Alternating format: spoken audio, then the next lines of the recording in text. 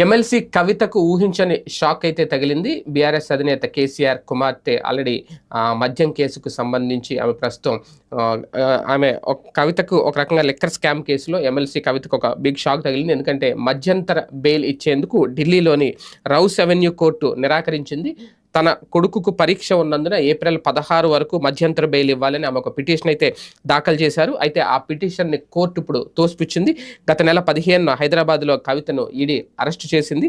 Custody అనంతరం మార్చి 26న తిహార్ జైలుకు తరలించారు. ప్రస్తుతం ఆమె తిహార్ జైల్లో ఉన్నారు. ఈ రోజు రేపు ఆమెకు బెయిల్ వచ్చేస్తుంది అని అనుకున్న నేపథ్యంలో రౌస్ అవెన్యూ కోర్టు ఆ పిటిషన్ని తోసిపుచ్చడం, ఒక రకంగా బెయిల్ ఇచ్చేందుకు నిరాకరించడం ఊహించని షాక్ అని చెప్పాలి. ఇప్పుడు కవితకి అలాగే బీఆర్ఎస్ పార్టీలో ఉన్న కీలక నాయకులందరికీ కూడా ఎదురు చూశారు. ఆమె బయటకు వస్తుంది అనేది, మధ్యంతర బెయిల్ మీద బయటకు వస్తారని అనుకున్నారు.